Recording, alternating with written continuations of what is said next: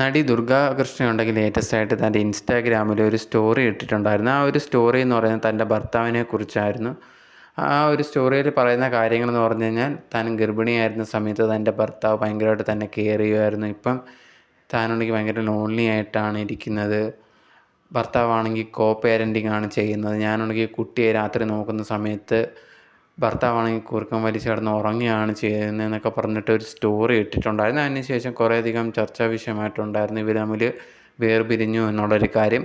അങ്ങനെ ഇരിക്കുമ്പോഴാണ് ലേറ്റസ്റ്റായിട്ട് ഈ ദുർഗാകൃഷ്ണ തന്നെ തൻ്റെ ഇൻസ്റ്റാഗ്രാമിൽ മറ്റൊരു പോസ്റ്റ് ഇട്ടേക്കുന്ന ഭർത്താവും കുട്ടിയുമായിട്ടുള്ളൊരു പോസ്റ്റാണ്.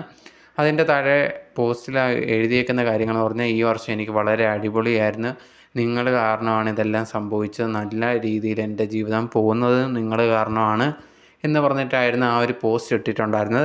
ഇത് കണ്ടതും ആൾക്കാരുണ്ടെങ്കിൽ കമൻറ്റ് ബോക്സിൽ ഫുള്ള് ദുർഗയെടുത്ത് ചോദിക്കുന്ന ഒരു കാര്യം, നിങ്ങൾ തന്നെ അല്ലേ കുറച്ച് ദിവസം മുമ്പ് പറഞ്ഞത് ഇതേ കണക്ക് നിങ്ങളുടെ ഭർത്താവ് നിങ്ങളുടെ കാര്യങ്ങളൊന്നും ശ്രദ്ധിക്കുന്നില്ല എന്നുള്ളൊരു കാര്യം. പിന്നെ ഇപ്പം നിങ്ങൾ തന്നെ ഇതെന്ത് മാറ്റി പറയുന്നത്, നിങ്ങളെന്ത് കണ്ടൻറ്റിന് വേണ്ടി നിലനിൽക്കാൻ വേണ്ടിയൊക്കെ ഓരോ നാടകം കളിക്കുകയാണോ എന്നുള്ള രീതിയിലാണ് ദുർഗയെടുത്ത് ആൾക്കാരിപ്പോൾ കമൻറ്റ് ബോക്സിൽ ചോദിക്കുന്നത്.